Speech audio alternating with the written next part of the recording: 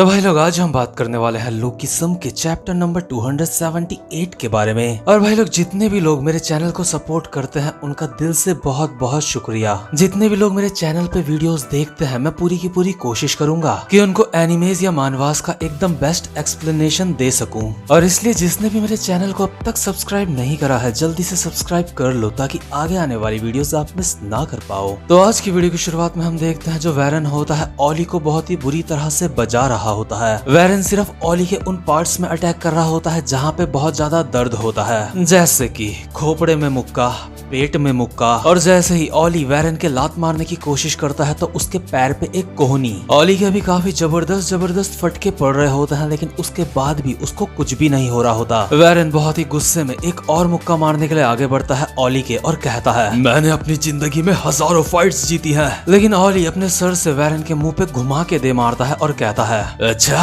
और वो किस लिए? साले हरामखोर, अब हार मान जा, तू मेरा कुछ भी नहीं कर सकता। ऑली की अभी नाक से भी खून निकल रहा होता है लेकिन उसके बावजूद भी उसको कोई फर्क नहीं पड़ रहा होता। वैरन अपने मन में सोचता है, आखिर ये साला अब तक खड़ा कैसे है? इसको देख के ऐसा लगता है जैसे कि इससे फाइट में जीता नहीं जा सकता। मुझे नहीं पता कि वो क्या रीजन है लेकिन इसको दर्द महसूस नहीं होता। ऑली कहता है, अबे हरामखोर, अपने चारों तरफ नजर घुमा के देख, यहाँ पे तू सिर्फ अब अकेला ही बचा है और तुझे इस बात का अब तक कोई अंदाजा भी नहीं है, ढक्कन कहीं के। और यार ऑली बिल्कुल सही बोल रहा होता है क्योंकि डैनियल लोगों की तो अभी काफी ज्यादा हालत खराब हो चुकी होती है और जो एली होता है उसके ऊपर छोटे छोटे बच्चे हमला कर रहे होते हैं। और इन छोटे बच्चों को ऐसा करते हुए देख जो एली होता है वो बहुत ज्यादा हैरान होता है। वो इनसे बचने की भी कोशिश नहीं कर रहा होता। चक और जस्टिन ने भी डैनियल और जे को मार मार के जमीन में लेटा दिया होता है क्योंकि डैनियल और जे बहुत पहले से ही काफी ज्यादा थक चुके थे। और वहीं जो कैंग नाम का बंदा होता है क्योकुशिन कराटे करने वाला, उसने जैक को भी जमीन में लेटा दिया होता है मार मार के। और इसका भी वही सेम रीजन है कि जो जैक होता है वो डैनियल से फाइट करके काफी ज्यादा थक चुका होता है। इसके बाद वैरन टूटी फूटी आवाज में ऑली को कहता है, तू जानता है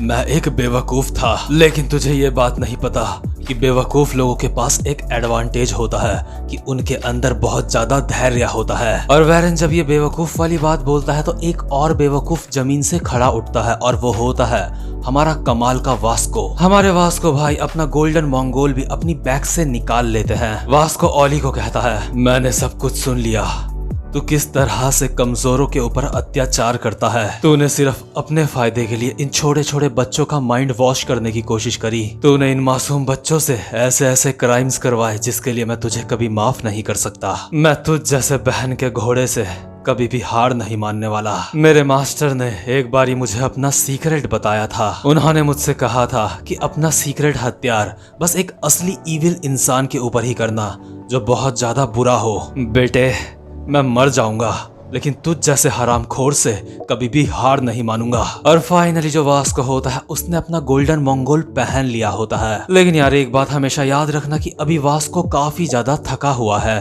और इसीलिए जो सेथ ली होता है अचानक से आके वास्को की छाती में एक लात मार के उसको जमीन में गिरा देता है। सेथ ली कहता है, हाँ मॉन्स्टर वास्को, मुझे पता है तेरे अंदर बहुत ज्यादा धैर्य है, तेरे अंदर बहुत ज्यादा वैल्यूज हैं, लेकिन इन सारी बातों के लिए अब बहुत ज्यादा लेट हो चुकी है साले। तू अपनी इस थकी हुई बॉडी के साथ मेरा कुछ भी नहीं बिगाड़ सकता। और जो वास्को होता है जमीन में गिरते गिरते अपनी एक उंगली से सेथ ली की बनियान को पकड़ लेता है। सेथ ली कहता है, मैं जानता हूँ तेरे पास अभी ऐसी ट्रिक्स होंगी जिनसे तू मुझे हरा सकता है शायद, लेकिन बेटे इसका क्या फायदा जब तू उनको यूज करने के लिए जिंदा ही नहीं रहेगा। और यार वास्को अभी काफी ज्यादा अनकॉन्शियस हालत में होता है लेकिन उसके बावजूद भी वो अपने मन में सोच रहा होता है, शायद ये सच बात है कि मेरे लिए अब बहुत ज्यादा देर हो चुकी है, मेरी उंगलियां भी बहुत ज्यादा दर्द कर रही हैं, लेकिन फिर भी मैं इस हरामखोर से हार नहीं मानूंगा।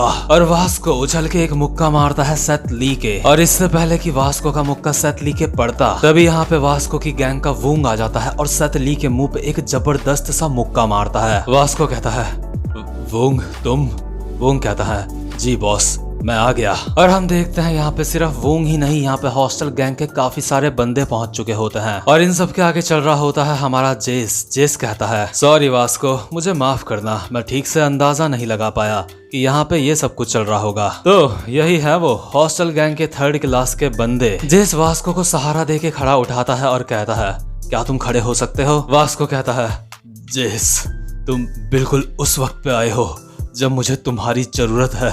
कि क्या तुमने टेलीपैथी का इस्तेमाल करा? और जेस हैरान होकर अपने मन में सोच रहा होता है, मुझे यकीन नहीं होता ये वास्को को इतना ज्यादा नुकसान पहुंचाने में कामयाब रहे। मैं सोच रहा था कि यहाँ पे जोहान शियोंग वास्को की हेल्प करने के लिए आएगा, लेकिन मुझे लगता है ये मेरी एक गलती थी, वो यहाँ पे आया ही नहीं। और ये हरामखोर ये जरूर बिग डैडी ऑली वैंग होगा, हॉस्टल गैंग का। ऑली जेस को कहता है, अबे साले आखिर तू कौन है? और जिन जैंग भी जेस को देख के थोड़ा सा सीरियस हो जाता है। जिन जैंग कहता है, जेस पार्क।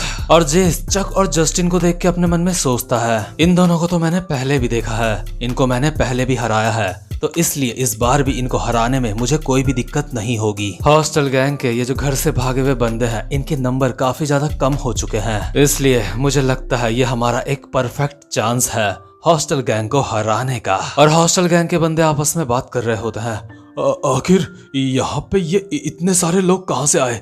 क्या ये बर्ड नकल के हैं? और यहाँ पे बर्ड नकल की पूरी फौज पूरे कॉन्फिडेंस के साथ हॉस्टल गैंग को क्रश करने के लिए आगे बढ़ती है। जेस कहता है, तो भाई लोग चलो शुरू करते हैं। लेकिन इतने में ही जो चक और जस्टिन होते हैं, ये पूरी की पूरी बर्ड नकल गैंग के ऊपर अकेले ही टूट पड़ते हैं। और इन दोनों का आपस में इतना अच्छा कोऑर्डिनेशन होता है कि इनको कोई भी कुछ खास प्रॉब्लम नहीं आ रही होती बर्ड नकल को धोने में। ये सिर्फ दो बंदे बर्ड नकल की अभी हालत खराब कर रहे होते हैं। और जेस अपने मन में सोच रहा होता है, मैं सोच रहा था कि मैंने इन्हें पहले हराया है, लेकिन लगता है वो मेरी एक गलतफहमी थी। वो मैं नहीं था जिसने इन लोगों को हराया था, वो जोहान शियोंग था।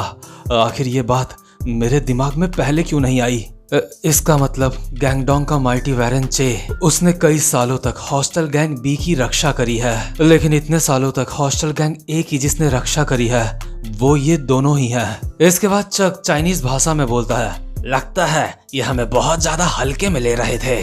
जस्टिन कहता है, हाँ मुझे भी ऐसा ही लग रहा था। इसके बाद हम देखते हैं जेल का सीन। अभी जेक किम किसी से बोल रहा होता है। जब वो दोनों मिल जाते हैं तो उनकी पावर किसी गैंग के लीडर जितनी हो जाती है। अगर तुम्हारे पास किसी गैंग लीडर के जितनी पावर नहीं है तो उन दोनों को हरा पाना बहुत ज्यादा मुश्किल है, या कहूँ ये बिल्कुल नामुमकिन है। इससे कोई भी फर्क नहीं पड़ता कि उन दोनों के सामने कितने बंदे खड़े हैं, वो दोनों बंदे तुम्हारे लेवल से हमेशा ऊंचे ही रहते हैं। उनकी ताकत का अंदाजा लगा पाना भी बहुत ज्यादा मुश्किल है। और यार अभी जस्टिन और चक बर्ड नकल के बंदों को उड़ा उड़ा के मार रहे होते हैं बहुत ही बेरहमी से।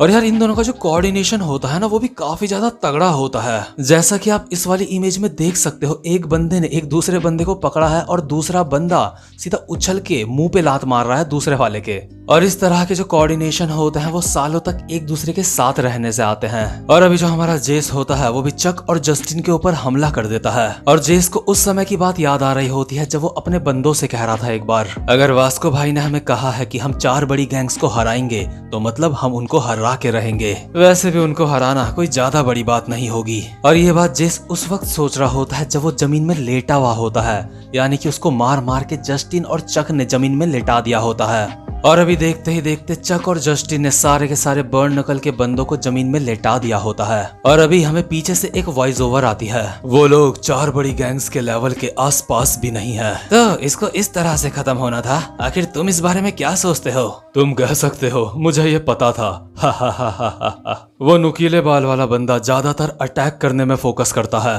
और हेलमेट जैसे सर वाला वो हमेशा डिफेंस करता है। इससे मुझे हमारे पुराने दिनों की याद आ गई। हा हा हा हा। दूसरा बंदा कहता है, हे वो अब बहुत पुरानी बात हो चुकी है।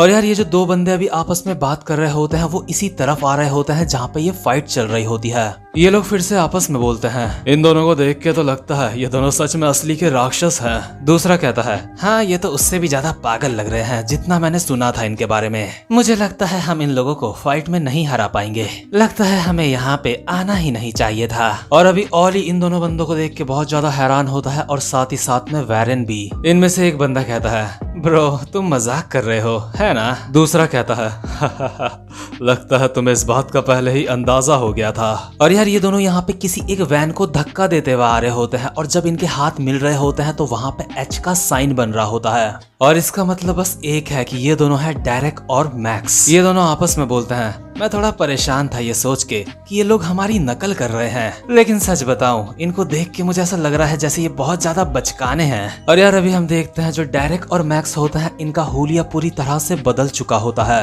और डेरेक तो बहुत पहले से ही वैरन लोगों के साथ ही था, जो कि अपना एक छोटा सा रेस्टोरेंट चलाता था, लेकिन इसका हुलिया इतना ज्यादा बदल चुका है कि पहले मैं इसको पहचान नहीं पाया था। और अगर हम देखें मैक्स को तो इसको देख के ये बिल्कुल नारुतो का शिकामारू लग रहा है। और जो हॉस्टल गैंग के बंदे होते हैं इन दोनों को देख के अभी काफी ज्यादा हंस रहे होते हैं और आपस में बोलते हैं आखिर ये कौन है? क्या ये दोनों यहाँ पे कोई केक वगैरह बेचने के लिए आ रखे हैं? लगता है इनका धंधा ठीक से चल नहीं रहा है, इसलिए ये यहाँ पे अपना सामान बेचने के लिए आ गए हैं। अभी एली और जिनजैंग भी इन दोनों को देख के हैरान हो जाते हैं। और जिनजैंग तो इसलिए हैरान हुआ होता है क्योंकि उसको ऑली ने कभी बताया होगा कि चक और जस्टिन किसी की कॉपी है, जो सोच के उसने चक और जस्टिन को अपनी गैंग में रखा है। और वो असली बंदे यही है, मैक्स और डेरेक। अभी जो ऑली होता है इन दोनों को देख के बहुत ज्यादा खुश हो जाता है और खुशी में बोलता है मैक्स, डेरेक्स, मैंने तुम दोनों को हर जगह ढूंढा, आखिर तुम इतने सालों तक कहाँ थे? इसके बाद हम देखते हैं शैली को, जो अभी छत में बैठी हुई होती है और कहती है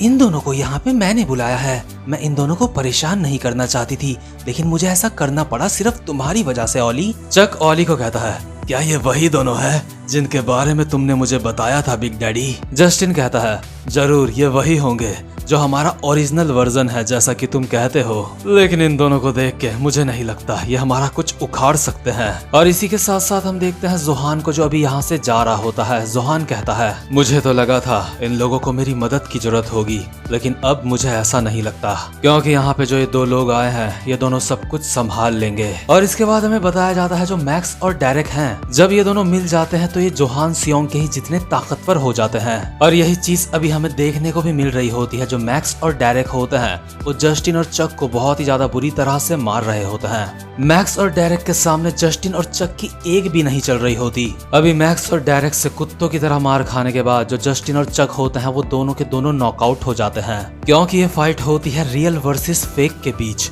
और रियल वर्सेस फेक में से हमेशा रियल ही जीतता है। ऑली खुश होके बोल रहा होता है ये दोनों बिल्कुल भी नहीं बदले, ये दोनों अब भी वैसे ही हैं। मैं जानता था असली चीज असली ही होती है। मैं बहुत ज्यादा खुश हूँ, हमारी हॉस्टल गैंग वापस से एक साथ आ गई है। इसके बाद मैक्स और डेरेक एली को जमीन से उठाते हैं और कहते हैं हे एली उठ जाओ, आखिर इनकी हिम्मत कैसे हुई बच्चों का इस्तेमाल करके तुम्हें मारने की? डैडी अब तुम्हें इन्हें सजा देनी होगी। इसके बाद वैरन टूटी फूटी आवाज में कहता है तुम दोनों तो पैसा कमाने के लिए चले गए थे ना, और तुम अब इसलिए वापस आ गए हो क्योंकि हमारे बिग डैडी वापस आ गए हैं। बिग डैडी हमें अपनी गैंग से मैक्स को निकाल देना चाहिए, है ना? तभी शैली कहती है हे गाइस, मुझे ऐसा लग रहा है ये लोग हमें काफी ज्यादा कम समझ रहे हैं। तो अभी जो एली की पुरानी हॉस्टल गैंग होती है वो एक साथ होती है, सिवाय ऑली वैंग को छोड़ के। इसके बाद ऑली एक गहरी सांस लेता है और कहता है मैं भी तुम्हारे साथ था, मैं भी पहले तुम्हारे साथ ही हुआ करता था, लेकिन अब एक बार फिर से मैं दोबारा से यहाँ पे अकेला हूँ। और ऑली के चेहरे में बस अभी एक स्माइल होती है, जो कि एक दर्द भरी स्माइल लग रही होती है। और इसी के साथ ये वाला एपिसोड यहीं पे खत्म हो जाता है। तो भाई लोग, अगर आपको आज की वीडियो थोड़ी सी भी पसंद आई हो तो वीडियो को लाइक और चैनल को सब्सक्राइब जरूर कर देना, क्योंकि इससे ही मुझे मोटिवेशन मिलती है आगे वीडियोस बनाने के लिए। और यार मैं हमेशा पूरी कोशिश करता हूँ कि आपको अच्छे से अच्छा एक्सप्लेनेशन दे सकूं, लेकिन इसके लिए मुझे भी मोटिवेशन की जरूरत होती है। तो खैर आज की वीडियो में बस इतना ही। अब मैं मिलूंगा आपसे अपनी नेक्स्ट वीडियो में, तब तक के लिए गुड बाय।